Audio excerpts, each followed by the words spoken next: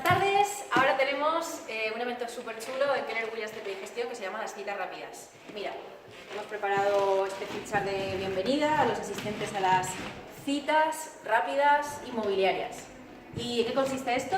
Bueno, pues hoy es una especie de first date inmobiliario en el que nuestros agentes top se ponen a disposición de todo el que venga, de agentes más novatos o agentes que quieren aprender de ellos, y en 5 minutos les preguntan rápidamente muchas cosas, sus trucos, de cómo lo hacen. Venid y os enseño. Bueno, primero todos tenemos aquí nuestro nombre puesto en la solapa, ¿vale? Hemos decorado un poquito el Market Center con velitas y ahora vamos a ver cómo están haciendo las citas rápidas con los agentes.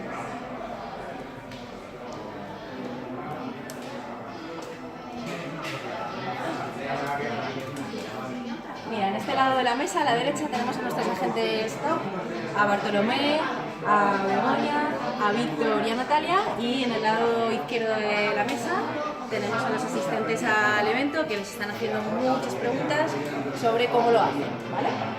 Hemos puesto música ambiental, velitas y al maestro de ceremonias, que no soy yo, vení, que lo enseño. Yo sé que preguntas son interesantes, no sé con ningún guión. Entonces, hola, buenas tardes.